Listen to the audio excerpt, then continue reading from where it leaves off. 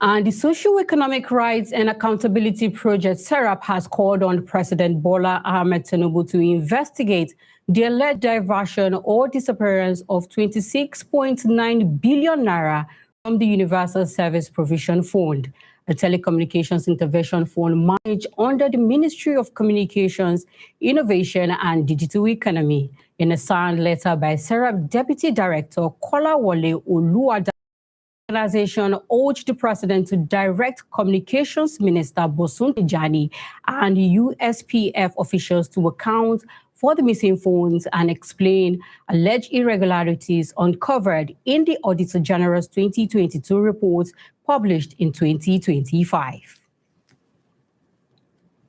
And also, the National Drug Law Enforcement Agency has arrested 3 persons with disabilities for alleged involvement in drug trafficking during separate operations in Anambra and Kwara states. According to the agency's spokesperson, Femi Babafemi, the suspects were apprehended with various quantities of illicit substances, including skunk, tramadol, diazepam, and other hard drugs. The arrests were made during intelligence-led raids and highway patrol operations aimed at curbing the distribution of narcotics across the country. In a related operation, operatives uncovered a mansion in Lekki, Lagos, allegedly used as a stash house for illegal drugs, where 4,000 parcels of imported cannabis weighing 2,326 kilograms and valued at over 5.8 billion naira were recovered. The agency also seized vehicles and parking materials allegedly used for distributing the drugs. And finally, on the global scene, U.S. President Donald Trump has rejected Iran's response to a proposed American peace deal aimed at ending the Middle East conflict, describing Tehran's term as totally unacceptable. Report says Iran demanded sanctions relief, compensation for war damages, and discussions on control of the Strait of Hormuz before agreeing to any broader settlement. Trump insisted that any agreement must include strict measures addressing Iran's nuclear program, while tensions in the region continue to rise. Following Trump's rejection, global oil prices surged, fears that conflict could further disrupt supplies through the Strait of Hormuz, above $105 per barrel, while U.S. crude prices also recorded major gains as investors worried about prolonged instability and tighter energy supplies. Now moving on to business news with Shukra Oniye. Shukra.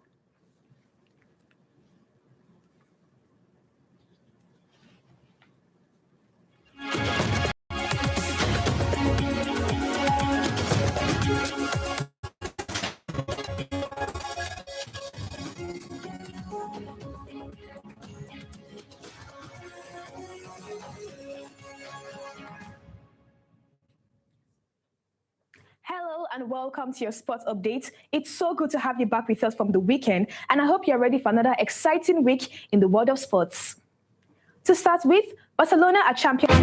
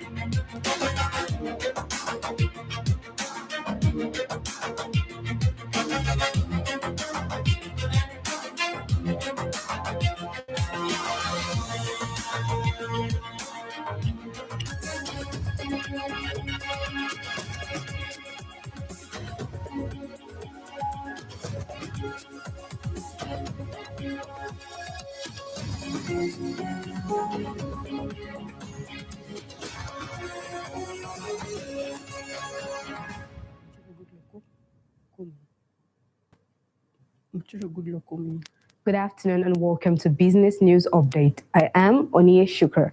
Here are the top business stories making the headlines this Monday. Nigeria's central bank has intensified effort to control inflation and stabilize the naira by aggressively withdrawing excessive liquidity from the banking system through open market operations. Economic analysts say this move is designed to reduce inflationary pressure and tighten money circulation within the economy. Experts also believe this development reflects increasing caution within Nigeria's financial market as economic and political activities begin building towards the 2027 elections. Still in Nigeria's corporate sector, the Dangote Group is reportedly considering fresh dollar bond sales to finance expansion projects across Africa. This move comes as the company continues scaling operation linked to its refinery, cement, and industrial businesses. Market watchers say the planned fundraising could further strengthen the group's position as one of Africa's largest industrial conglomerates. Meanwhile, fresh economic data suggests pressure is still mounting on the local industries. Nigeria's manufacturing sector has slipped back into contraction. According to recent business activity reports, rising production costs, inflation, and energy challenges are being blamed for the slowdown. Analysts warn that continuing pressure on manufacturers could affect job prices and overall economic growth if conditions fail to improve. Now to the rest of Africa. Airtel Africa has delayed its initial public offering of its mobile money business, Airtel Money. The telecom giant says global market uncertainty and geopolitical tension influenced the decision. The IPO has been closely watched by investors across Africa's growing fintech sector. At the Africa-France Summit in Kenya, France announced several new investment partnerships across the continent. One of the biggest deals includes a major investment in the modernization of Kenya-Mombasa port. The summit focused on trade, infrastructure, technology, and energy, cooperation between African nations, and now to the global market. Global oil prices climbed again following tension involving Iran. Markets are increasingly worried about possible disruption along key crude oil shipping routes, particularly around the Straits of Hormuz. The rise in oil prices could impact fuel costs and global transportation expenses in the coming weeks. And finally, investors around the world are becoming more cautious amid growing economic uncertainty, concerns over inflation, geopolitical tension, and unstable financial markets continue affecting investment decisions and global IPO activities. Analysts say markets are likely to be volatile in the near term. And that's your business news update for today. Thank you for watching.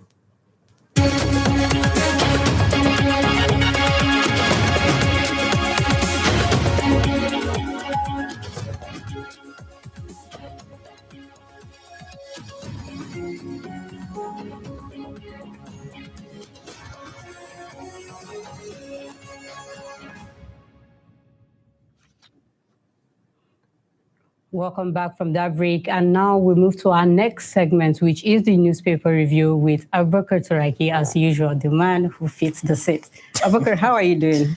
Are you campaigning? For what? I'm not campaigning, I'm just giving you accolades, that's all. How have you been? Happy New Week, Khadija. Thank you, and same to you. Thank you. Hope you're doing well. Okay, so now we're going to be starting with our first paper, which is The Guardian. And on the front page, it said tampering with food, like food expiring dates, sparks outrage. So like there have been a widespread of outrage that they got to find out that food items have been, not expired, that is expired, but they've let's say they revalidate it and put them back on the shelf for people to consume. Don't you think that is, will we call that greed, or we'll call it wickedness? Or do you think the economic landscape of the country has made these vendors to get to a point whereby let's practically sell poison to people? What's your take on that? Didi, thank you so much. I'm going to speak on this thing on two aspects. I'm a victim. Oh, okay. Oh, wow. Because recently, some couple of months ago, I was actually sick, and I was able to at least bought some drugs, not knowing that drugs actually expired for almost a year and a half. And I consumed that drug. And later on, it started reacting in my body. I have to rush myself to the hospital in order to spare my life. So secondly, with the way the is going in this country, some Nigerians with the rate of poverty that is increasing day by day have subjected many Nigerians to consuming that thing. And the other aspect is the lack of sincerity from those people that are selling those goods. Because in this report, I saw recently, 2025, NAFDAC alone have seized expired product that worth almost 1 billion naira. If not just because of the intervention of NAFDAC, these products are going to send into the market and Nigerians are going to consume it. Recently, just yesterday night, I went to buy something, a coffee. Got so kind, I decided to check the expiration date. I saw that thing expired almost a month later. And this is the country that we have agencies like NAFDAC. We have agencies like Standard Organization of Nigeria. We have agencies, Consumer Protection and the rest. We have all those agencies. So for us to fight this kind of things, we need to fight the poverty rate that is going on in this country, and we need to find it within ourselves. Because in a country whereby somebody that is selling rice will not measure the rice in accordance with the law. Right measurements. Somebody that is selling water will not give the water that is expected to give. So what do you expect? Where are we heading to Nigeria as a country? That's what I said. Are you going to target as wickedness or greed? No, because it's greed. If you don't, like assuming you said you were a victim, and it would have been a different story entirely if the reverse was actually the case, whereby they will say Abubakar is no more. I wanted to have gotten to know you, but which we thank God that it didn't get that serious. But beyond like food poisoning, what's the long-term public, like we said, long-term public risk of consuming this refined poison? Yeah, the mortality rate will increase. Definitely. Because if I step out of the studio, I may just go out and buy something not knowing that it's actually expired, because body system differs. I'm not a medical practitioner, but I believe with the little understanding of medical that I have, if you consume it and maybe within some seconds or within some hours, it will act and it will you will answer the clarion call, which have to boil from the authorities, negligence from the government, negligence from yourself. Exactly, because ever since that thing happened to me, whenever I'm going to buy something, you become more cautious. I become more conscious. I used to check on the expiring date, and I become an advocate, because there was even a write-up that I made in my social media account. I tag all the relevant bodies responsible for that to checkmate on that thing. And this is to tell you, it has become a rampant and recurring thing. And when you tagged those bodies, did anybody deem it fit to like respond to you, to like, okay, we've heard your cries, or we've heard what you're going through. This is what we're going to do about it? No one reached out to me. The only people that reached out to me, it was those people that were sympathizing to me, sympathizers, because this thing actually affected my liver. And I went through a lot, and God so kind, I was able to revive back. So as somebody that is talking from experience, I myself know what I went through. Because when I took that thing, within an hour, it started reacting. I started sweating excessively. My body was just shaking. So this is to tell you the level of, if an adult can react to such, what do you expect a minor can do that? Can do, like you said, mortality rate. And I actually wanted to ask if the responsible bodies are actually doing enough, but they might be doing well, enough, they are doing, but they need to do more. The dubious ones will always be dubious and all that. And like you said, we should always be vigilant and stay alert and look out and watch out for these things. Okay, so we'll be moving on to our next paper, which is the leadership. And on the front page, it says 188 APC senators rep may secure return tickets.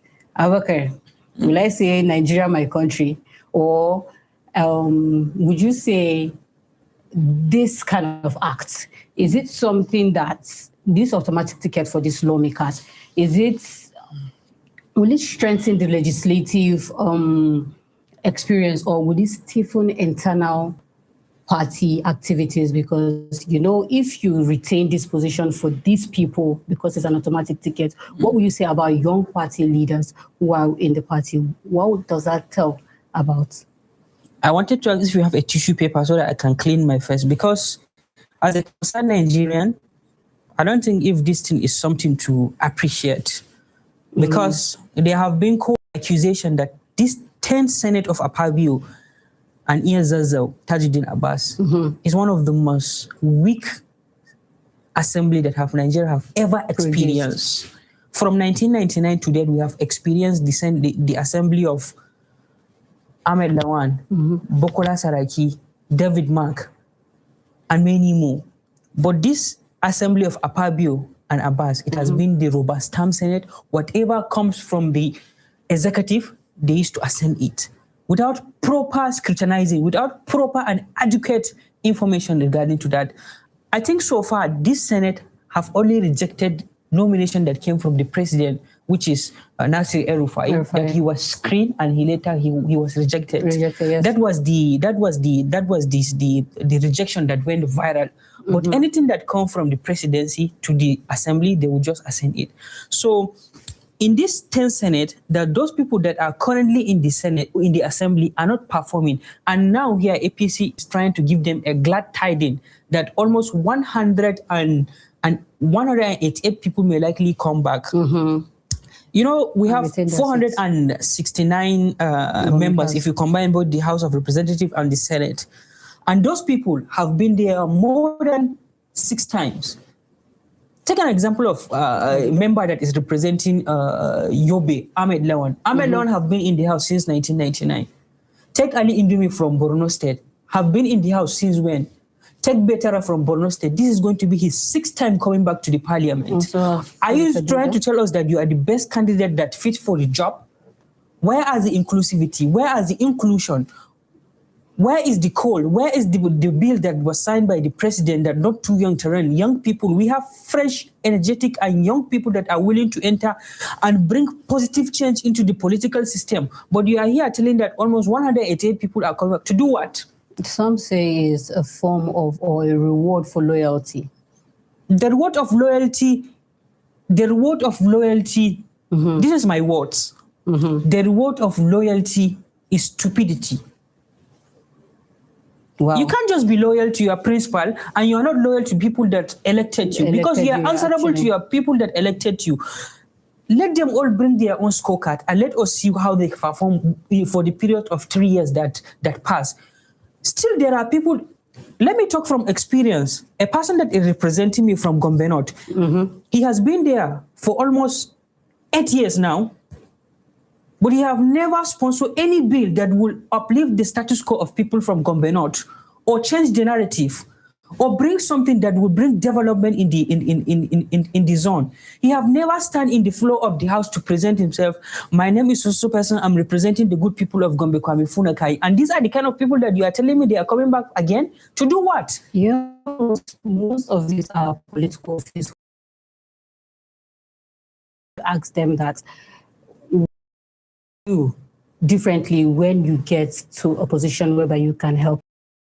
You hear from them and will be like, people where they there, let me use the layman, people where they there, how many things they don't do, you get? So meaning that even if I'm going to be there, or even if I find myself in that position, I'm just going to look after myself and look after my my family members or people that are really dear to me. So I think most of our politicians have this mindset and have this mentality of, I'm just there to answer the name and I'm just there for the benefits, you get. So I don't think most of them are actually there to do what they need for. They are just there for the gains. Khadija, you have seen recently there was a video going on viral.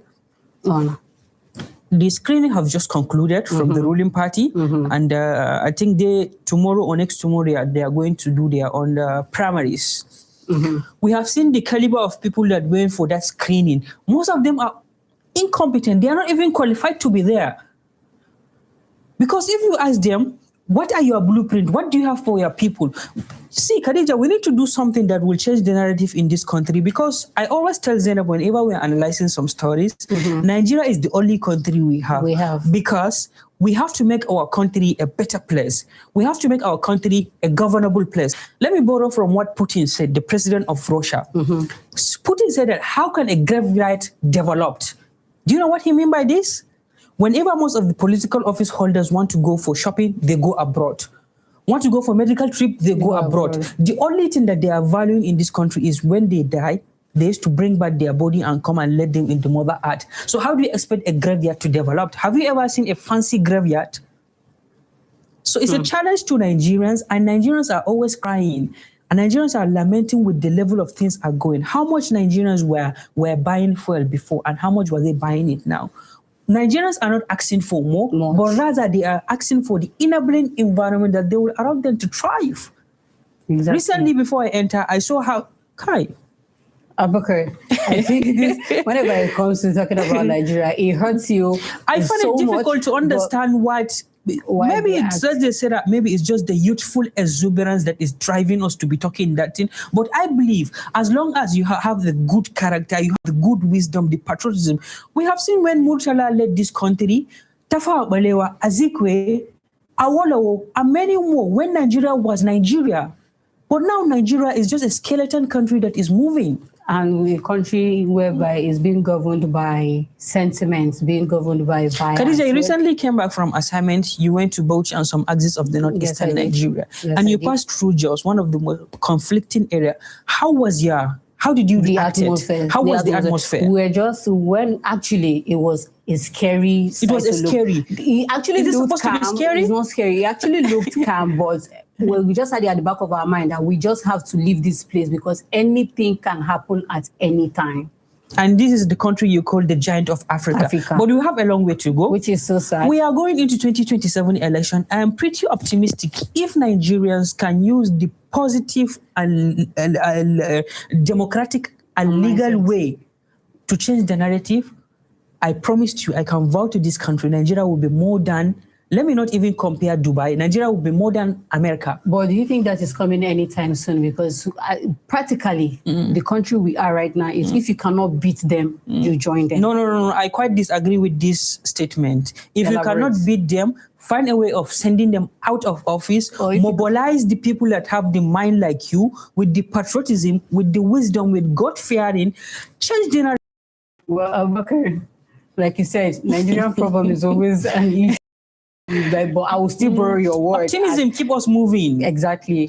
So, but like I'll borrow your word, Nigeria will be great one day. Well, I pray. Nigeria will be good because even if I'm not alive, maybe those people that will be alive will benefit the country. Because what we are enjoying now was the foundation laid by our forefathers. Exactly. So why don't you just put on the shoes and continue the race the way it should be? But like I said, I'm not going maybe after this analysis, I will tell you something, because I know we are running out of time, but I will tell you one of the major challenges that is affecting our own country. Khadija, we have no any place apart from Nigeria. It's our duty to make it right. No place like home. No place like home. Well, I think we'll carry on the conversation tomorrow. That's it on Newspaper Review today. Up next is our S24 report coming up after the break.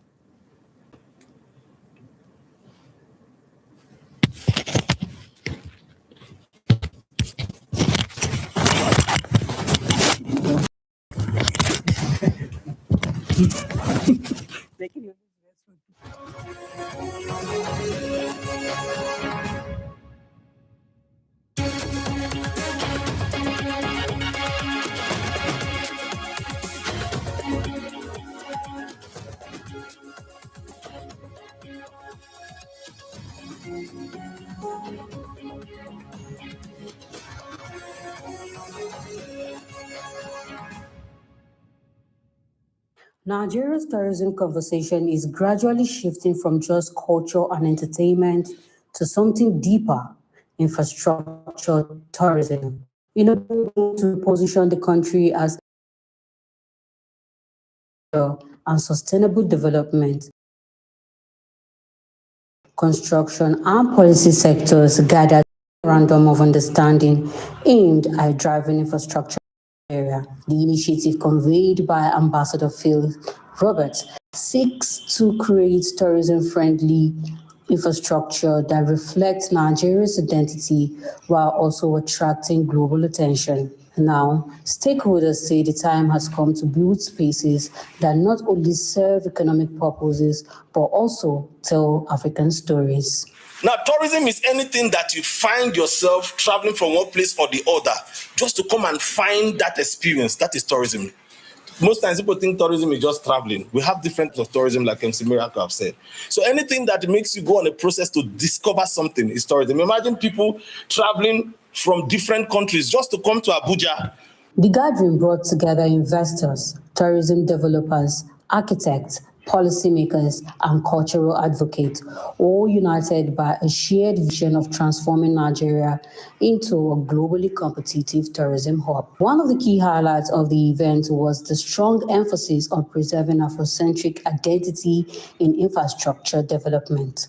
A stakeholder at the event stressed that the modern development should not erase African originality. So it's in line, because we have to have good buildings. We have to have intentionality put into our buildings. And we need to have Afrocentric designs. From to culturally inspired urban designs, stakeholders believe Nigeria can develop infrastructure that is both modern and authentically African. The initiative also aligned with growing conversations around sustainable tourism, local content development, and economic diversification beyond oil. Industry players say properly planned infrastructure tourism could boost employment, increase foreign investment, improve city aesthetics, and strengthen Nigeria's global image. An average Nigerian is a traveler, and if we could provide them a reason why they need to stay more in those areas. When I started coming in Nigeria, I never intended to do agriculture in Nigeria, but it has made me an agri-cool tourist. As conversations continue ahead of the future tourism and economic development plans, stakeholders insist that the vision goes beyond building and roads. They say it is about creating experiences, preserving identity, and building a Nigeria that the world would want to visit, explore, and invest in. First, we have to spot the locations. Another thing we want to do is we can improve on what we have. There are some places that already they are like tourist sites, but then we can improve. So it is our job, collectively, our job to improve on those locations, to see those, find those locations, spot them first. Then we'll plan on improving them.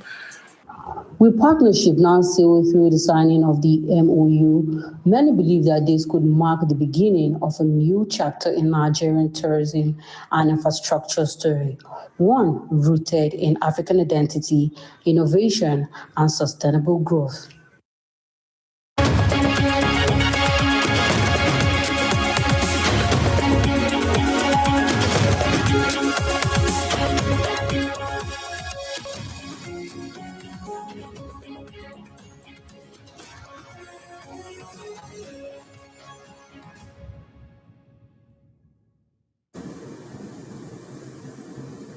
Welcome back from that break. And this is Political Arena on S24 Television. I am your host, Abubakar Traiki. As preparation for the 2027 general elections began, many Nigerians are worried about the possible election violence, political clash, hate speech, and voter intimidation during and after the election. Violence and tension affected by the democratic process in different parts of the country. Today, we will discuss on the possible solutions, way out to Nigeria, how they can prevent election violence and ensure peaceful, fair, credible, and acceptable election in 2027 elections in Nigeria. I am joined by my guest, a historian and a security analyst, William K. in Nigeria. Over the years, when we look at what goes on in Nigeria during election period, it's something that seems to be like a once in a 4 years activity. Periodically. Periodically, whereby it's an open season for political actors to do as they want and pursue their agendas no matter at whatever cost and no matter the consequences. Because there is a certain belief within the institution, within their clique that nothing is ever going to happen when things are done during elections, because it's all fair game. This little explanation that you gave to us, do or die affair. Yes. Okay, as a historian, what are the main causes of election violence? Well, when we look at election violence in Nigeria, we should actually look at our university systems and the indoctrination of cultism and how that in itself has been politicized. Yeah, because these are young men, young women who are really destitute and don't have jobs to do. And it's been a trend from, if we look at past election periods, as far as I can remember due to age, it's a trend whereby young people are used as mercenaries to carry out atrocities during elections, not necessarily violent acts, but disrupting the process. Okay, when it comes, you made mention of looking at the past. There was a severe election violence that happened during 2011 elections, the post-election violence that happened that very moment. So, and it has continued to happen. Most of the elections that happen in Nigeria, it's come with some election violence. Don't you think that it is those that are saddled with the responsibility to tackle that issue, they are the one amplifying the election violence to happen? Don't you think that they also have a role to play in cautioning the effect of election violence? Well, we need to understand that our political system and our society is incredibly polarized, and it's more. And we need to also understand that when you come on a mandate of, by all means, it means, it's like I said, it's free season for all. And you are not only legitimate, you're not only giving your actions legitimacy, even though not in the lawful aspects, you are also enabling other people to do it. And we speak of 2011, like I said, we have upcoming youths coming up and they see what's going on. So it's a trend and it becomes a normal in our psychology.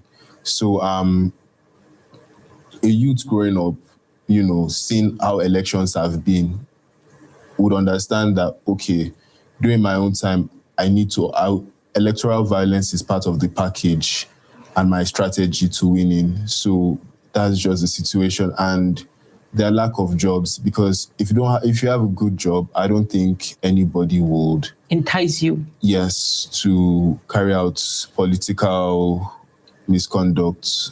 Okay, so religious leaders, traditional rulers, and even our political elites, what role can they play in ensuring, in curbing the effect of electoral violence?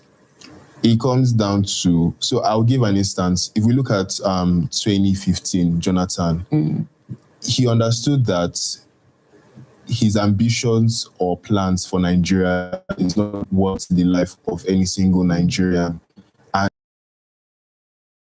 in our society, because no life is, especially when it comes to political activity, should be left for the people. So in as much as the people who are on the tickets don't control their rhetoric and push out whatever informations or send any messages they want to send, they will always continue to be that circle of political and electoral violence. Okay, let's go back to, let's pick on the security aspect of the country. Yeah. You're a security analyst.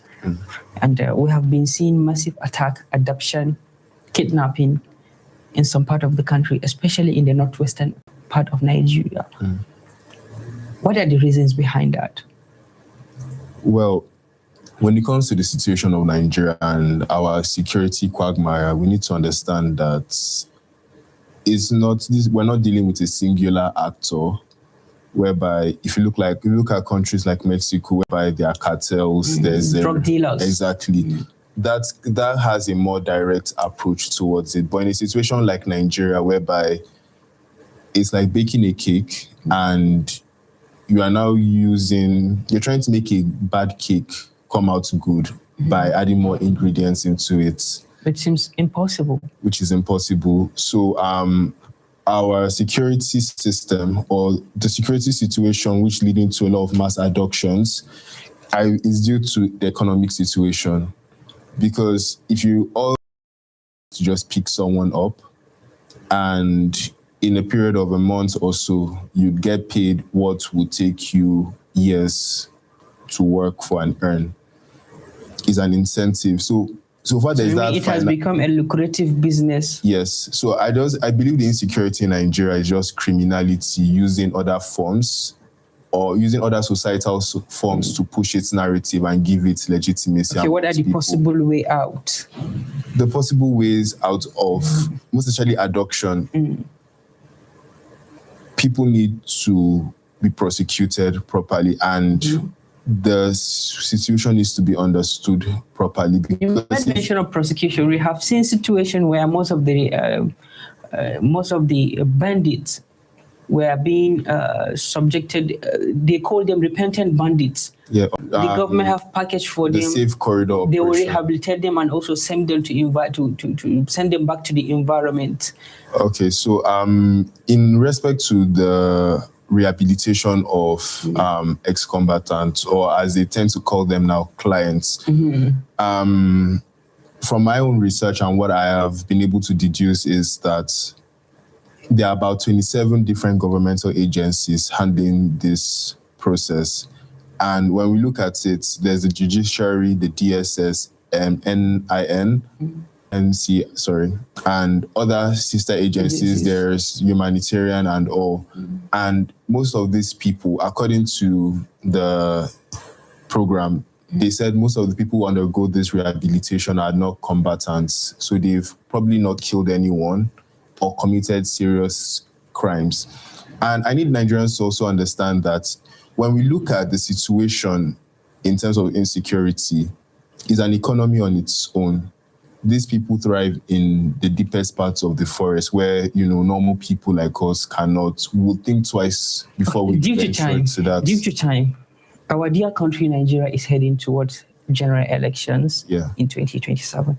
In a nutshell, what are your calls to Nigeria as a security analyst? Well, in a nutshell. My calls to Nigerians is, irrespective of whoever you support or what you believe, is not worth. Thank you so much, Williams. Thank you so much for speaking.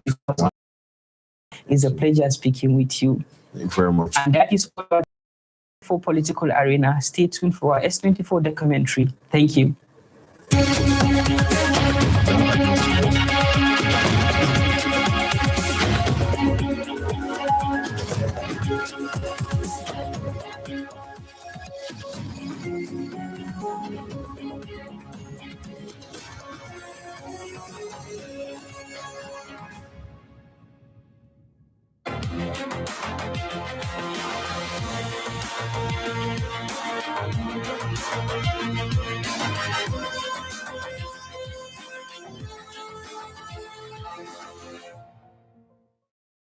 The elections in the Osun State and the Ekiti State are coming up in June and July sequentially. And these are very contentious elections that we owe a duty that the resources spent by INEC would not be mad or impugned by AI, social media misuse. So we need to sanitize the people and create an awareness that it's not just your civic responsibility, it's also a you not to go to jail card. Because if the government is going to start a clampdown on all these things, a lot of people would just be railroading themselves to jail. Whatever you do on the internet is always the internet never forgets. It can always be traced back to you. So even if you delete it, it can be before the court, which can be used against. So just as we are calling out on netizens to be responsible use the internet, don't you think the people in position who are supposed to be custodian of this are also should also be called out, because there is a rapid adaptation of digital platforms, but there is a gap between this adaptation and cybercrime, security, enlightenment, and all of those. So because so many people are doing things they do not regard as cybercrime. Before we started this conversation, I talked to you about the use of AI just to make jokes about politicians making, but you also mentioned that that is also a cybercrime. Yes. But a larger number of citizens do that. Deep fake, cloning people's voices. These are definitely crimes. It's provided for under the law. Because at the end of the day, what you rightly said, this deepfake can distort voter perception through deepfake content, manipulate political narratives via automated misinformation, fabricate digital evidence for election petitions, undermine judicial confidence in the electoral adjudication. Unchecked, these threats could erode public trust and destabilize democratic legitimacy. Now, we know how the Nigerian system is right now. A lot of people are talking about governance and how the electorate are not being considered. Yeah. But of course, it comes with responsibilities. The electorate owe it a duty to conduct themselves properly towards elections. Because you see, if you think that phone you have in your hand, you can use it anyhow, mischievously, as a joke, it comes with criminal liability. Because whatever you send would definitely affect voter perception. Like that person in Ekiti who did that thing. Of course, it was meant as either as a joke, but then you look at the mens rea or the actus rea. The intent and the consequences of that intent. So what we're doing right now, what we're trying to sanitize people, is the legal consequences of the dangers or misuse of AI on social media platforms, which might impugn the integrity of the electoral process.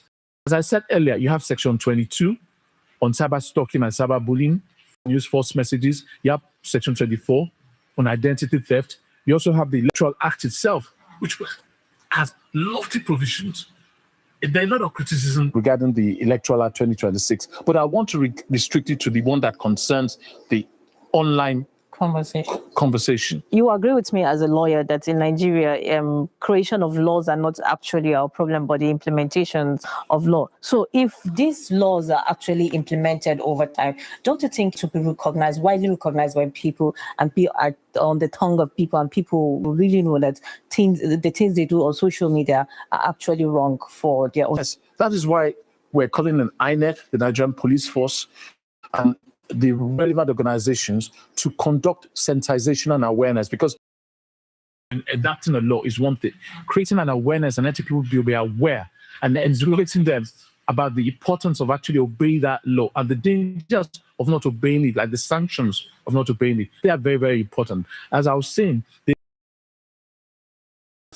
issues Section 93 talks about Section 95 talks about conduct of political campaigns. 114 talks about bribery and conspiracy. 71 talks about falsification of election result.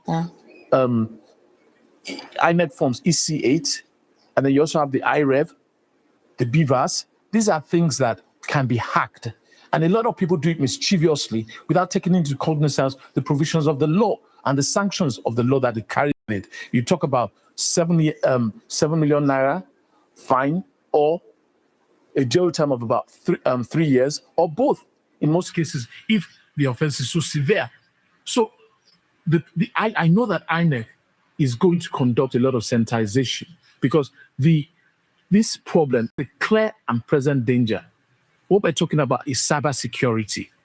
Even in America and all the European Union's developed clients, they have this problem whereby, for example, in EU and in the UK, I'm aware that they involve the platforms and ensure that the platforms censor political messages during elections so as not to mar the integrity of the process. So there's a need for INEC to engage with stakeholders, Meta, TikTok, etc., to ensure that they conduct themselves properly.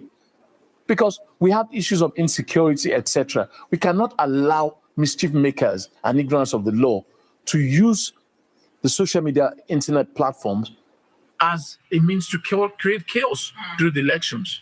Because for these laws, I'm sure they must have been created for a long time ago. No. Okay. So do you think they are strong enough for modern cyber crimes? Of course. The Cybercrime Prohibition Prevention Act was enacted in 2015.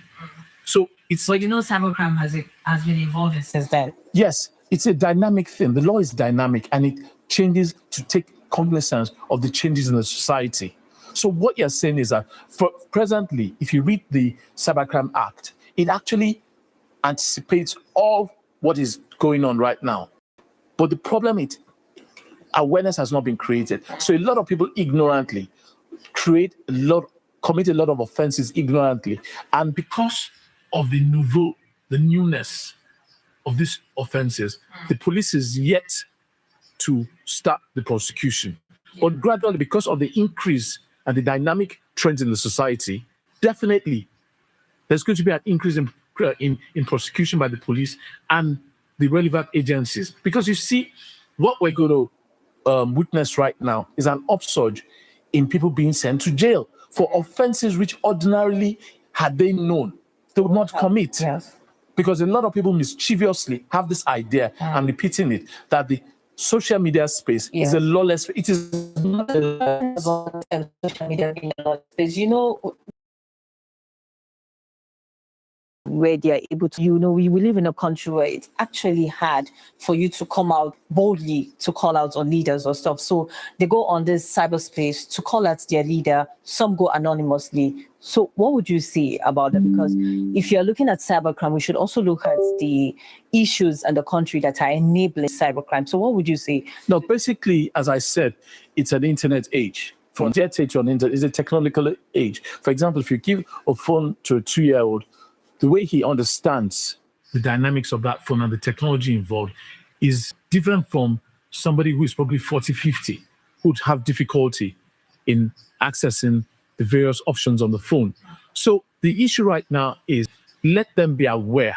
There's a need for the youth to be aware. It's not a free space like that. It's not. No. For example, a lot of people who do cybercrime, who commit Yahoo, or we call them Yahoo boys, they have this perception that once they get the money, there are no consequences. It is not that EFCC, under the chairmanship of the new chairman, has not intensified the campaign against the people who commit Yahoo by letting them know that there are consequences. For example, once you are nabbed and you're investigated and you're convicted, you become an ex-convict.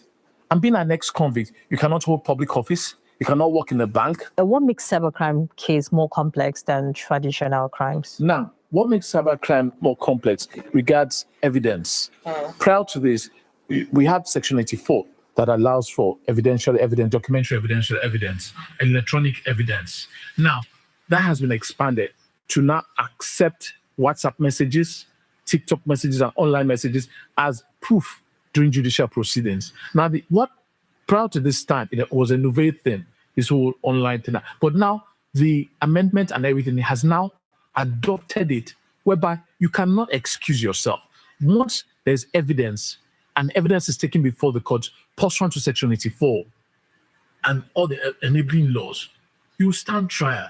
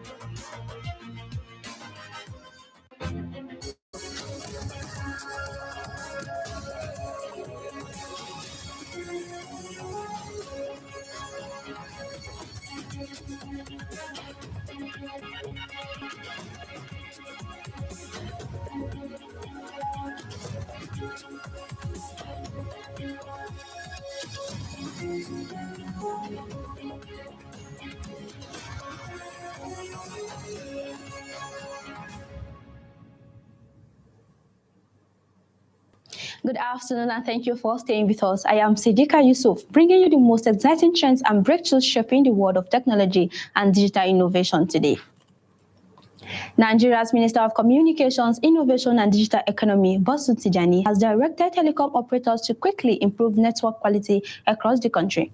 He said Nigerians deserve better call quality, faster internet, and wider coverage. Tijani said the federal government has already introduced reforms to support the sector.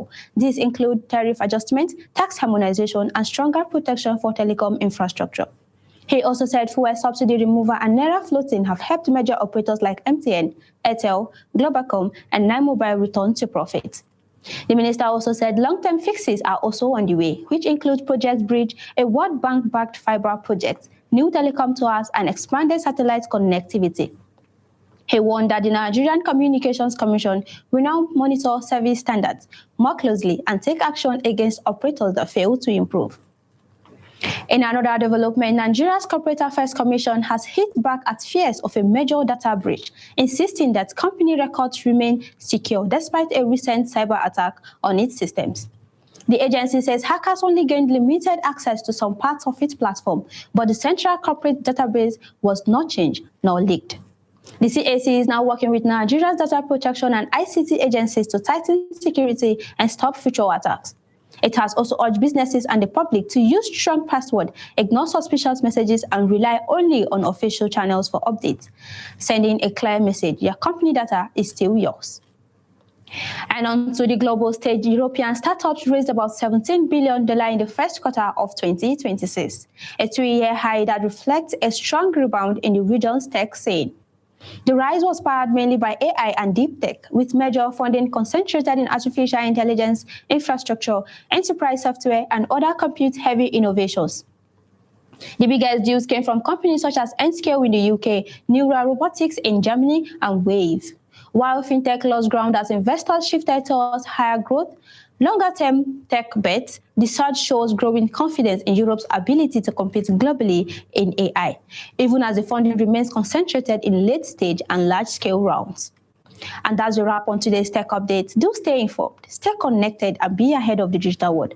Up next is Entertainment Update with Khadija Muhammad.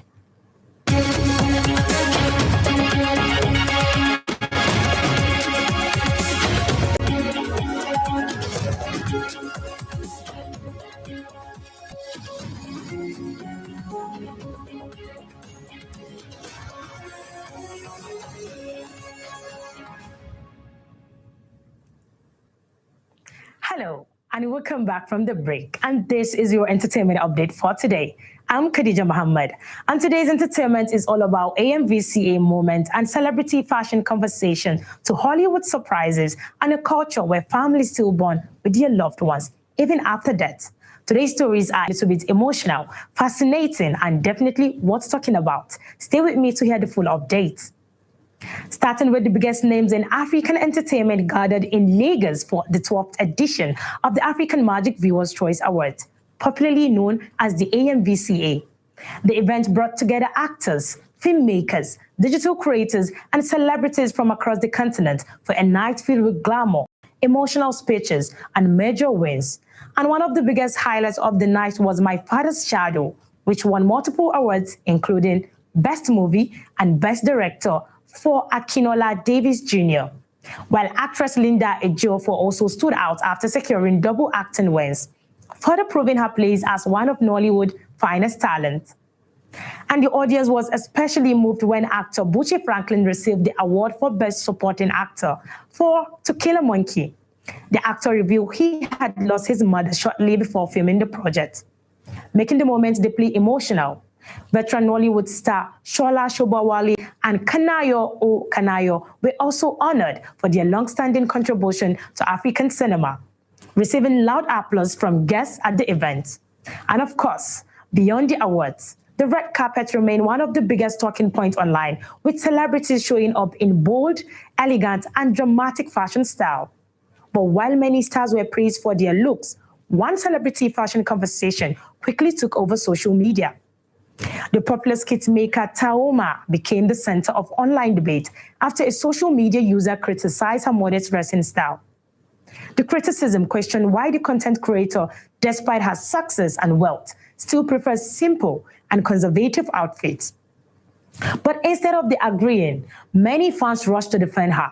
Supporters praised Taoma for staying true to herself in an industry where many celebrities feel pressured to constantly wear revealing or flashy outfits.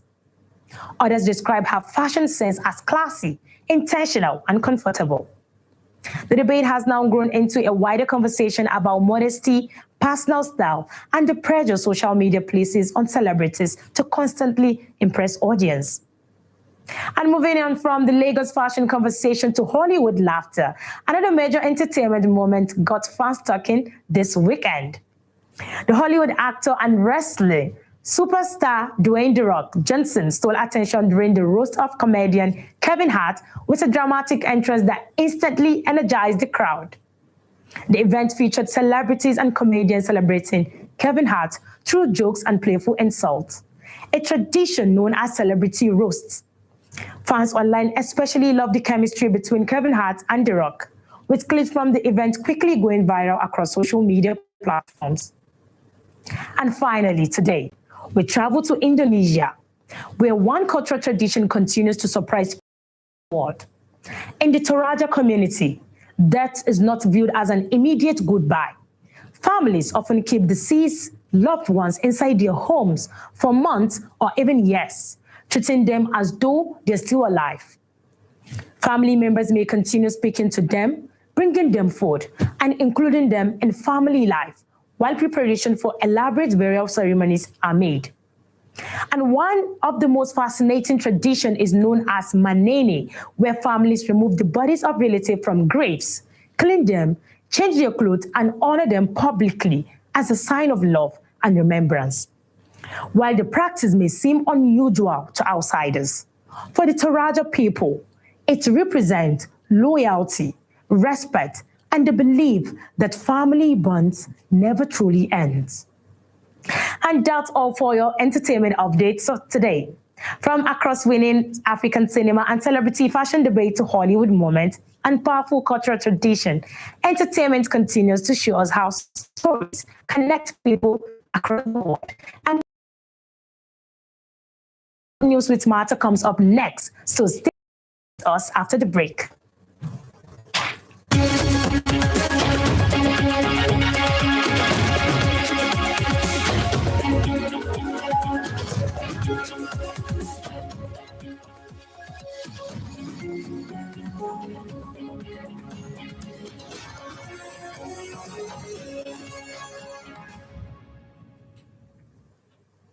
Hello and welcome to your sports update. It's so good to have you back with us from the weekend, and I hope you're ready for another exciting week in the world of sports. To start with, Barcelona are champions of Spain once again after defeating fierce rivals Real Madrid 2-0 in a title-deciding El Clasico clash at the Spotify Camp Nou. The Catalan giants came into the encounter knowing a victory would officially secure the La Liga crown, and they delivered in style before a home for a crowd full of people. Marcus Rashford scored early in the game with a stunning free kick that left the Madrid goalkeeper with no chance before Ferran Torres doubled Barcelona's advantage later in the first half after a brilliant team move. Despite pressure from Real Madrid in the second half, Barcelona's defense remains solid as Hansi Flick's side comfortably held on for victory. The win secured Barcelona's 29th La Liga title and also marked back-to-back league triumphs for the club under Flick's leadership. Meanwhile, Portugal's defender João Cancelo also made history after becoming the first footballer ever to win league titles in 4 of Europe's top leagues. That is the Premier League, Serie A, Bundesliga, and now La Liga. Moving on from Spain now to Turkey, where former Labour Party presidential candidate Peter Obi has congratulated Nigerian striker Victor Osimhen following Galatasaray's Turkish league triumph. In a message shared on social media, Obi praised Osimhen's resilience, discipline, and commitment, describing the Super Eagles star as a proud ambassador of Nigeria. Osimhen played a crucial role in Galatasaray's successful campaign, scoring important goals throughout the season and further cementing his reputation as one of Africa's biggest and finest strikers. The Nigerian forward performances have continued to attract praise from football fans, analysts, and public figures across the world, with many describing his journey as inspiring Nigerians. And now to athletics. Team Nigeria arrived in Accra, Ghana ahead of the 2026 African Senior Athlete Championships. The Nigerian contingent consists of 41 athletes expected to compete in several track and field events against some of Africa's best talents. Leading the team is a world record holder, Toby Amosan, who will compete in the women's 100 meters hurdles. Other notable athletes in the squad include Rosemary Chukwuma, Favor Ashe, and Chidi Okeze. Officials of the Athletic Federation of Nigeria say the country is optimistic about winning multiple medals at the championship, which will run for 6 days at the University of Ghana Sports Stadium. And finally, here in Nigeria again, former The Tigers star Louis Adam has officially launched the Women's West African Basketball Championship set to take place in Lagos later this year. The regional tournament is expected to feature teams from Nigeria, Ghana, Benin Republic, Togo, and other West African nations. Speaking at the unveiling, Adam explained that the competition is aimed at promoting women's basketball, empowering and promoting young athletes, and creating more opportunities for talent across the region. The tournament will hold at the Indoor Sports Hall of the National Stadium in Surulere, and it's already generating excitement among basketball fans and stakeholders. And that's it on Sports Update. Thank you for joining us, and welcome once again to a brand new week filled with action, passion, and unforgettable sports moments. Up next is PG News after the break.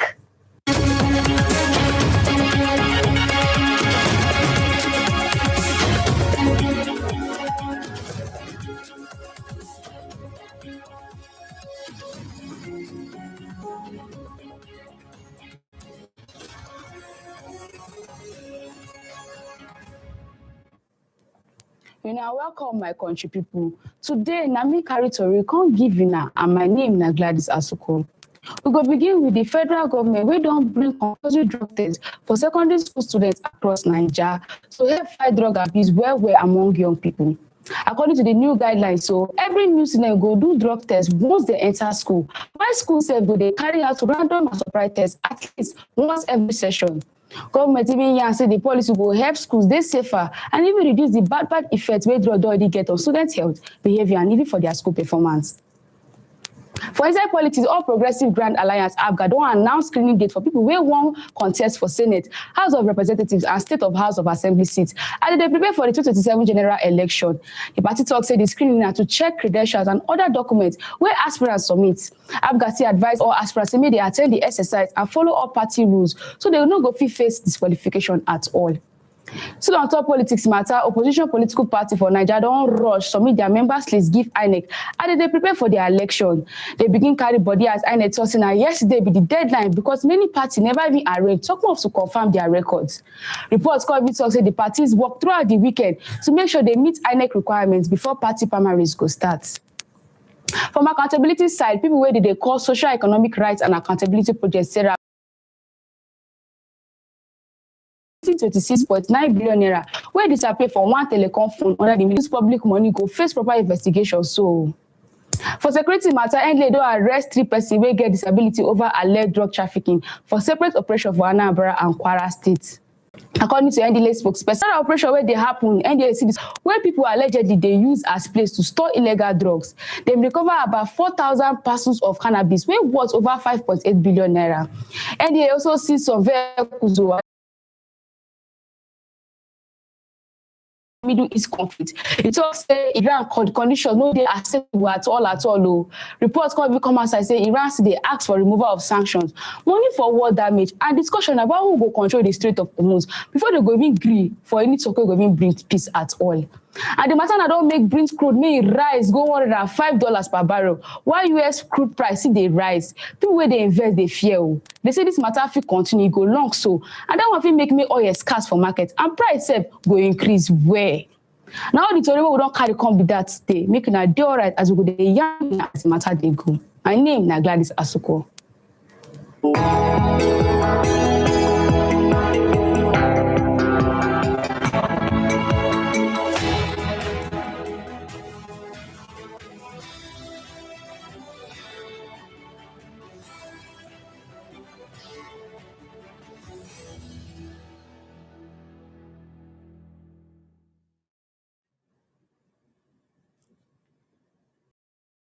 Thank you, Gladys, for that version of our news. We've come to the end of S24 News Rundown.